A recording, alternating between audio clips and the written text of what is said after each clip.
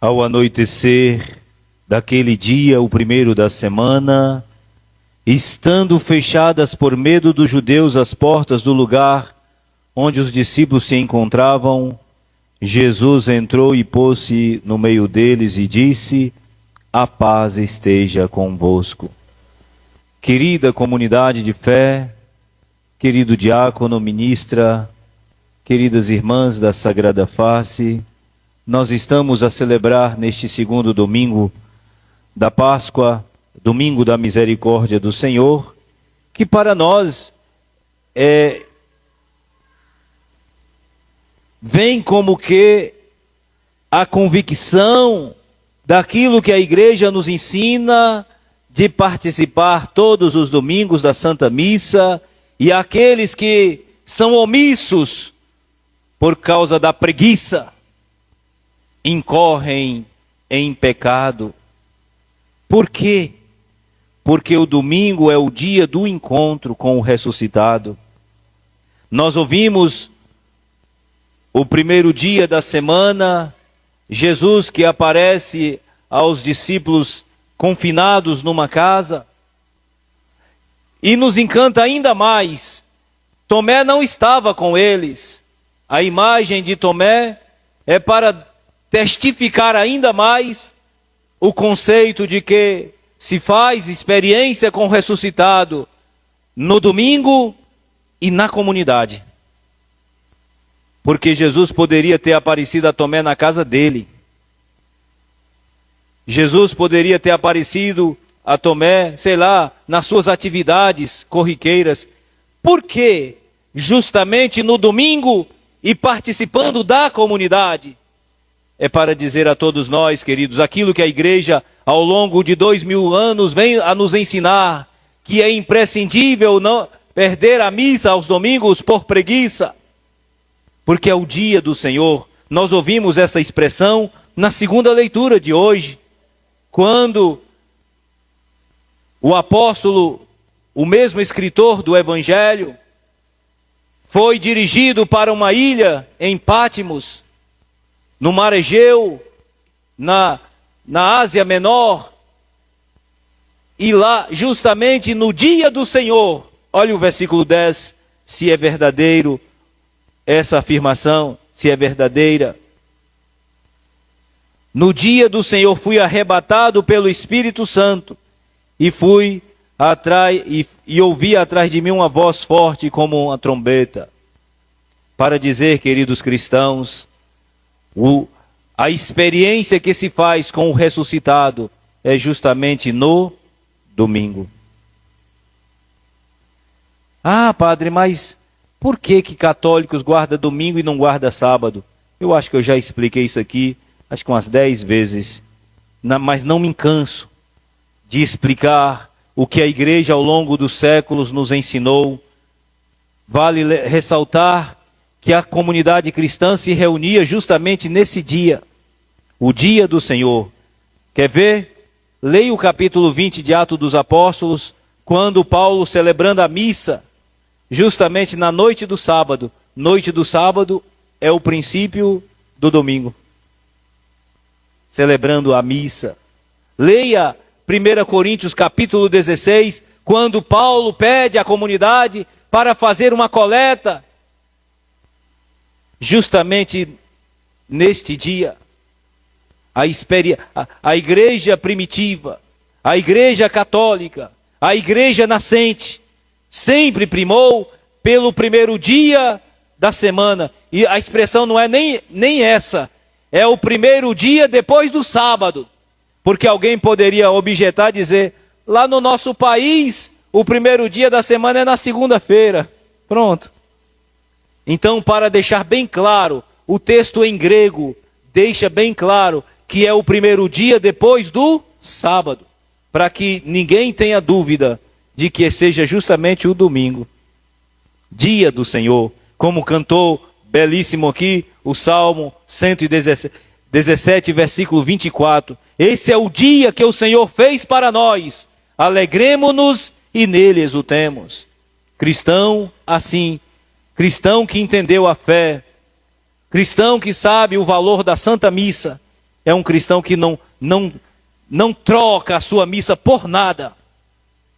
Ah, padre, mas tem uma festinha ali, eu tenho que participar. Ah, chegou uma visita lá na minha casa, traga para a missa. Não, padre, mas eles não são de igreja. Melhor ainda, quem sabe começa a ser. Né? Queridos cristãos, o domingo, o dia do Senhor, é o dia da gente ir à igreja. Inclusive, o catecismo da Igreja Católica deixa isso bem claro. Padre, mas a gente tem que guardar é o sábado. É. Eu expliquei pela manhã na missa, explico aqui hoje, agora também, por que não é o sábado. Por que que um judeu guarda o sábado? Um judeu guarda o sábado apenas por 2 motivos. Guarde isso na agenda do seu coração. Um judeu guarda o sábado, lembra que quando Deus terminou de fazer a obra, toda a criação, o 7º dia ele descansou. Né? O capítulo 2 do livro do Gênesis, versículo 1, diz que o Senhor descansou no 7º dia. E Israel entendeu que o 7º dia é um dia, leia o capítulo 20 do livro do Êxodo, quando mostra que é um dia consagrado ao Senhor. Então o judeu guarda o sábado justamente porque o sábado foi um dia que Deus descansou de toda a sua criação. Segundo motivo, Deuteronômio capítulo 5, versículo 15. Guarde o dia de sábado, para que não esqueças que foi justamente nesse dia que Israel saiu do Egito. O Senhor o trouxe com mão forte, braço estendido. Então Israel guarda o sábado e consagra ao Senhor justamente por causa do dia da libertação. 2 motivos únicos. Se tiver algum outro critério para se guardar o sábado, eu desconheço. E se você sabe, me ensine. Muito bem, queridos. Uma pergunta para começar a destruir essa mentalidade cristã de que tem que guardar o sábado. Se você é judeu, parabéns. Se você é cristão, não tem sentido. Primeiro, por que Jesus veio ao mundo? Porque a criação ficou comprometida por causa do pecado. Vocês viram que no capítulo 3, quando Adão e Eva desobedeceram a Deus, olha as consequências. Um capítulo depois do 3, nós vemos um irmão matando o outro. Caim matou Abel. Nós vemos, né, o capítulo 6 até o 8 do livro do Gênesis, mostrando a humanidade teve que ser purificada, né, o dilúvio. Para dizer assim, queridos, a criação ficou comprometida por causa do pecado. E foi justamente por causa do pecado que o seu pai enviou seu único filho para salvar, guardar a humanidade. Logo, a criação ficou comprometida e precisa agora restaurar essa criação. É por isso que o evangelho de hoje, e somente João escreve assim, para nos fazer compreender uma vez por todas o porquê se guarda o domingo. Quando Jesus ressuscitou no 1º dia depois do sábado, ele entra no recinto onde estavam os apóstolos reunidos e diz: a paz esteja convosco. Por 3 vezes nós escutamos essa expressão nesse evangelho. Por que a paz esteja convosco? Por causa do pecado, o homem perdeu a paz. Por causa do pecado, a humanidade ficou comprometida. Jesus precisava entrar para restaurar aquela paz, como diz o próprio Jesus no capítulo 14, versículo 27 do Evangelho de João: deixo-vos a paz vou-la dou, não dou como o mundo dá. Para dizer que essa paz, esse shalom de Deus, é justamente uma contraposição às guerras, à inquietude da humanidade, o medo, porque os discípulos estavam com medo. E Jesus dá essa paz para eles. E olha que coisa linda, queridos cristãos. Depois mostrou-lhes os lados, as mãos e o lado. Para quê? Para mostrar que aquele Jesus que ressuscitou não é um fantasma. Para mostrar para aqueles que são adeptos das ideias espíritas que Jesus não toma outro corpo, como dizem por aí. Uma pessoa morre, aí daqui a pouco a sua alma vai para uma catenga, vai se purificando, a alma daquela catenga entra num cachorro e vai, até se purificar. Pois bem, queridos, para mostrar que o espiritismo não tem nada a ver com o cristianismo, Jesus, quando ressuscitou, assume o seu próprio corpo, mas um corpo glorificado. Por isso que o Evangelho faz questão de mostrar as mãos e os lados, para dizer que não é um fantasma, e muito menos um Jesus que reencarnou. Jesus não reencarnou, Jesus ressuscitou. Uma coisa é reencarnação, outra coisa é ressurreição. Depois vocês pesquisem para ver se é verdade isso, viu? Querida comunidade de fé, e quando Jesus mostra o lado, a mão, mais uma vez diz àqueles apóstolos: Pace noves, a paz esteja convosco.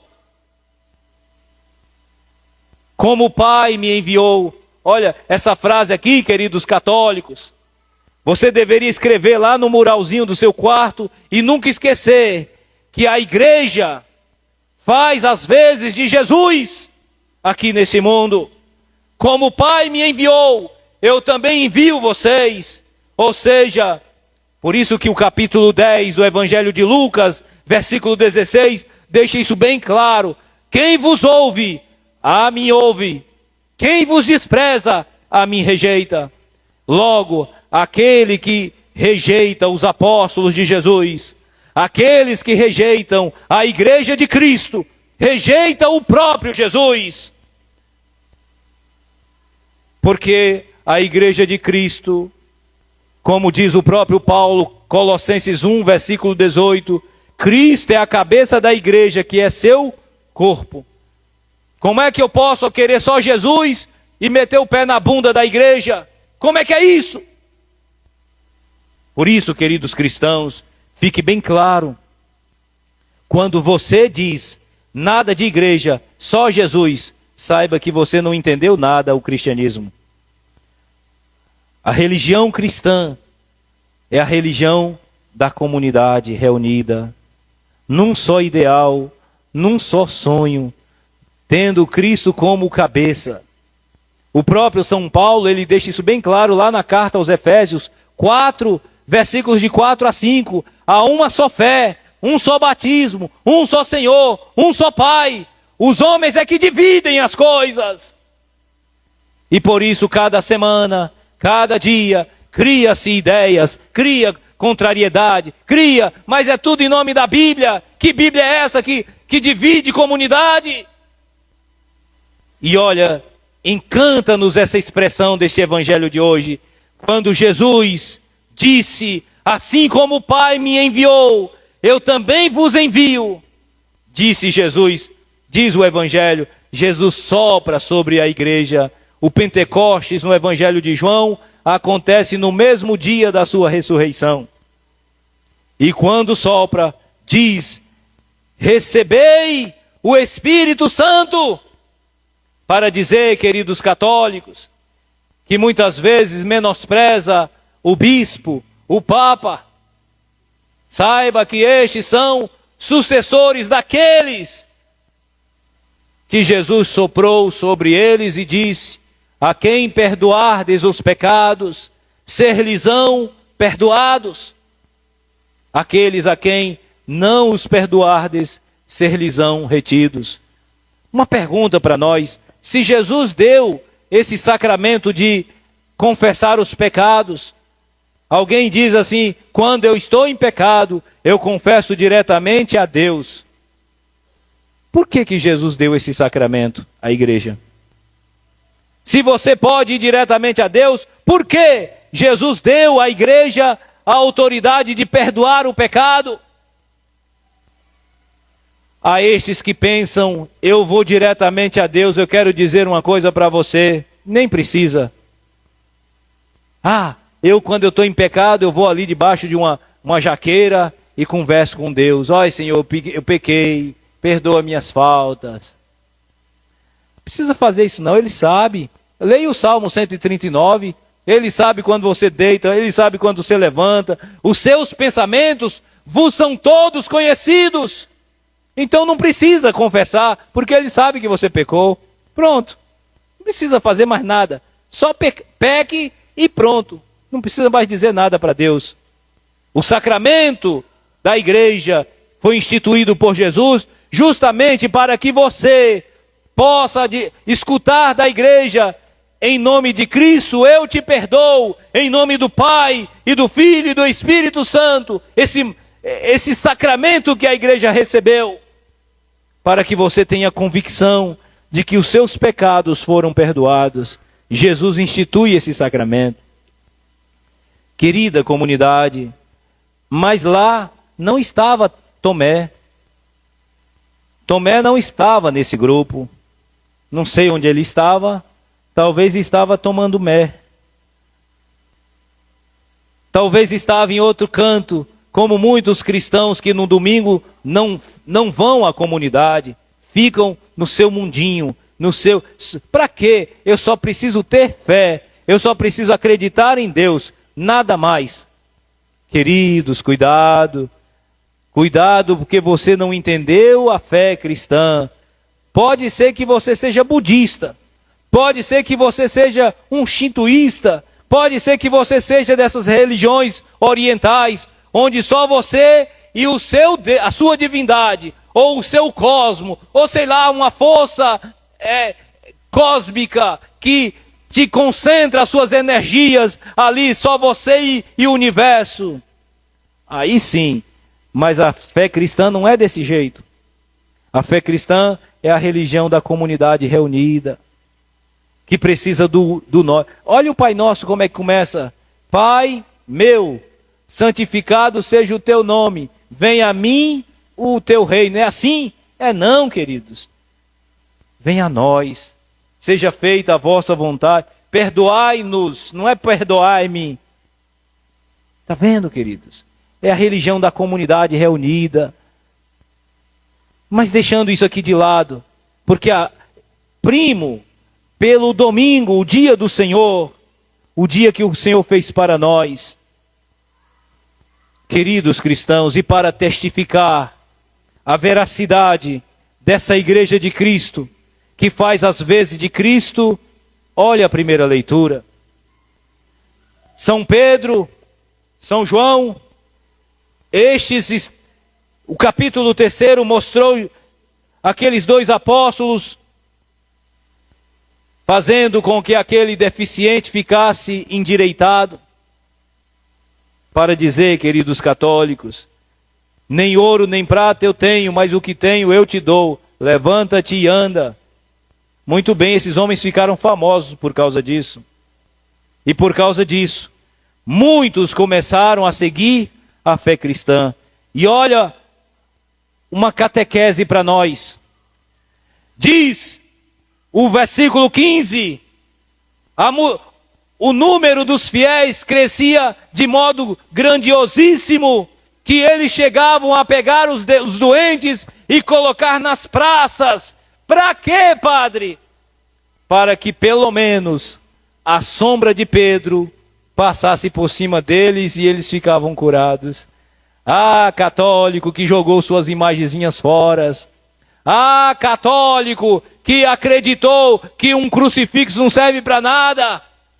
Quero vos dizer que já na igreja nascente, um lencinho servia para muita coisa. Leia o capítulo 19, versículo 11 de Atos dos Apóstolos. Veja o que é que acontecia lá. São Paulo, nas suas pregações, o povo vinha, dava um lencinho para ele enxugar o suor dele. E sabe o que é que o pessoal fazia? levavam os lencinhos para fazer chá. E aqueles que tomavam o chá do lenço, que enxugavam o suor de São Paulo, ficavam curados. Mas só Jesus salva. A igreja nunca falou o contrário. A igreja nunca ensinou de modo diferente. O capítulo 4 de Atos dos Apóstolos, versículo 12, mostra claramente que somente Cristo salva. Todavia, queridos irmãos, esse Cristo que salva, Ele utiliza de meios para que a sua salvação chegue aos homens. Por isso que a sombra de Pedro curava os doentes. Por isso que o lencinho de São Paulo curava doente. Por isso que a orla do manto de Jesus curou aquela hemorroísa. Para dizer a você, querido cristão, saiba claramente que a igreja nasceu de homens e mulheres piedosos e devotos, que faziam suas piedades. Quando a igreja nasceu, queridos, muitos mártires foram enterrados em Roma. Tem, por exemplo, um cemitério de São Sebastião, de Santo São Calixto. Lá, inclusive, tem uma imagenzinha, né, de Moisés, e o povo ia lá para rezar. Ah, queridos, infelizmente, essa ideia de ter que jogar imagem fora porque não serve para nada, isso nasceu, sabe com onde? Quando a sociedade ficou racionalista, quando a filosofia racional, quando René Descartes e Companhia Limitada, Diderot, Condorcet e Companhia Limitada, Jean-Jacques Rousseau, Friedrich Nietzsche, sei lá, essa cambada toda da racionalidade humana, infelizmente entrou na religião. E aí, aqueles que apenas acreditam na Bíblia, chega assim, fala, para que isso? Um pedaço de pano, joga fora. Para quê? Para que aquele pedaço de gesso não serve para nada? Para quê? Não tem nem força para limpar a si mesmo. Infelizmente, é porque a razão humana não consegue ir além da aparência. Por causa disso, queridos, mas quando a igreja nasceu, até sombra servia para alguma coisa. Quando a igreja nasceu, até lenço servia para alguma coisa. Hoje, infelizmente, não serve mais para nada, porque o povo perdeu a piedade, perdeu a fé e ficaram apenas com a razão. Lembrem do capítulo 11 de Mateus, versículo 25, quando Jesus disse, Pai, eu te louvo, porque tu te escondes aos sábios e te manifestas aos pequeninos. Ah, querido católico, eu me encanto quando eu vejo uma velhinha piedosa alisando uma imagem.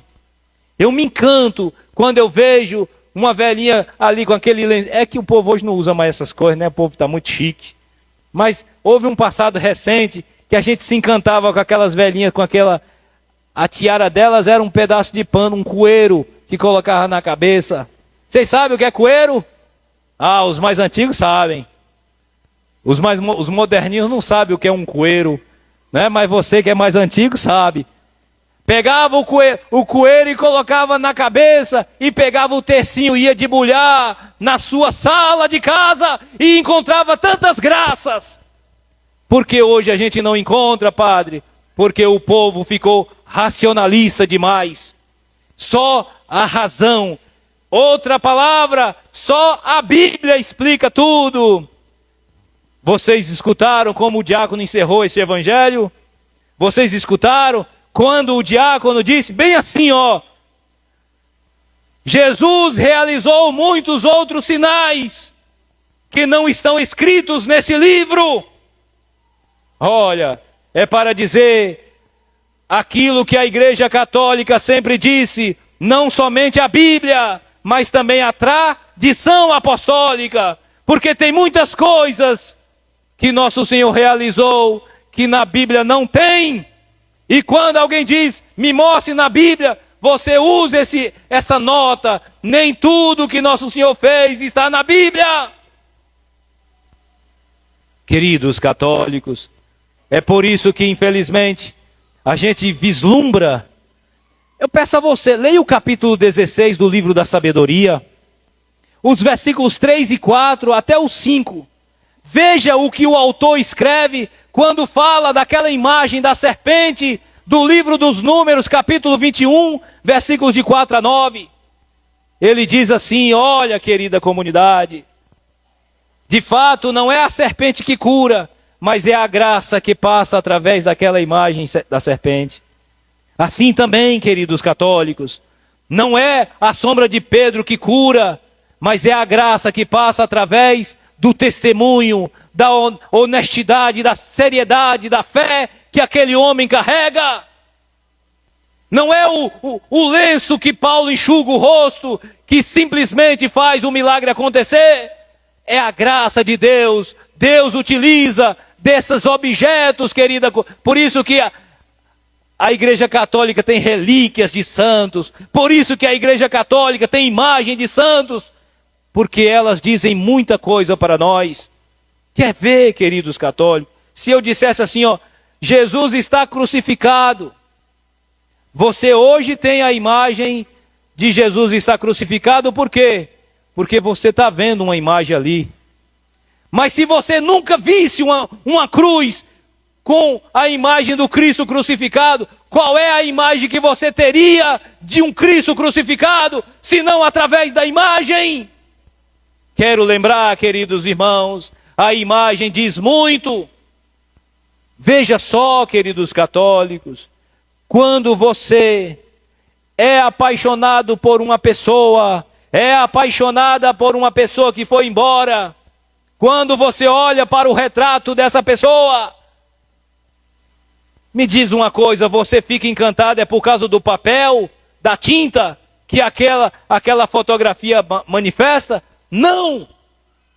O seu pensamento se volta para a pessoa do qual aquela imagem representa, e por isso é que você chora, e por isso é que você tem saudade. Vocês estão entendendo, queridos católicos? Por que é que jogaram as imagens fora, seu padre? Para que estes pudessem se apresentar. Porque não pode ter a imagem de um santo, mas pode ter a fotografia do seu líder. Não pode ter a imagem de um crucificado, mas pode ter na parede uma cascata, uma cachoeira, com uma frase, tá bom demais. Eu quero dizer a vocês, e se eu estiver mentindo, pode me corrigir. Diga-me, com toda a seriedade no seu coração, se uma imagem não diz muito mais do que uma frase. Me digam, me digam. Por exemplo, quando você lê uma frase, houve um acidente na BR-116, um ônibus colidiu com uma carreta, morreram 5 pessoas. Você tem uma imagem assim, descritiva. Mas o que é mais impactante? Essa notícia que você leu no jornal ou quando você presencia o fato? Pois bem, queridos, a imagem diz muito mais do que a frase. E é isso que a igreja nos ensina através das imagens. Por isso, queridos católicos, eu fico muito triste. Desculpem-me, vocês podem até dizer, esse padre é muito curioso. Mas eu tenho entrado em algumas casas católicas aqui nessa paróquia, que você não encontra um pé de imagem. Não tem imagem para nada. Tem quadro de artista, tem jogador de futebol, sei lá, tem a artista da novela, mas não tem uma imagem de um santo. Ou seja, deixaram influenciar pelas ideias pagãs, anticristãs católicas, mas beberam do esgoto da sociedade civil, onde não tem veneração pelos santos, mas tem adoração para os ídolos desse planeta. E por isso, chega na porta do quarto, tem lá, não tem uma imagem de um crucificado. Perdoe-me se vocês estão dizendo, esse padre é curioso mesmo, ó, que lá em casa não tem mesmo não. E sobretudo quando pede, padre, abençoe minha casa, eu vou observando. Eu vou jogando água, observando nas paredes. Aí tem lá uma parede cheia de fotografia de artista da Globo, mas não tem uma imagem de um santo. Como é que você vai viver bem a fé se você não tem distintivos? Se você não tem direcionamento? Ah, queridos católicos, é por isso que eu peço assim do fundo do coração, talvez você já é protestante e nem percebeu. Lembrem-se que a Igreja de Cristo nasceu de homens e mulheres que tocavam, que apalpavam, que chegavam perto, que faziam promessas. Esse povo que vai ao Bom Jesus da Lapa, saiba que lá no princípio também era assim, mas que infelizmente está se perdendo, justamente porque o nosso povo cristão perdeu a fé. Sem muitas delongas, o que eu quero trazer para vocês nessa liturgia deste domingo, o domingo da misericórdia, porque a canonização de Helena, ou melhor, Faustina Kowalska, aconteceu justamente por causa de um senhor de idade que sofria de uma doença degenerativa, estando na Santa Sé, conversando com o Papa João Paulo II, o que eu devo fazer, santidade, para que eu fique bom e curado? Diz que o Papa entregou para ele um quadro desse. Reze, meu filho, e peça orientação a Faustina Kowalska, peça conselho. É claro, os dois poloneses, né? Tanto o Papa quanto a Santa. E o que é que acontece? Diz que no quarto dia, depois das suas orações, diz que o Hugo Festo, é o nome do homem, ele percebeu que a imagem do Jesus misericordioso deslocava do quadro e ia ao seu encontro e lhe abraçava. E de repente aquele homem sentia um calafrio, o seu corpo ficou gélido, e ali o Jesus misericordioso curava aquele homem.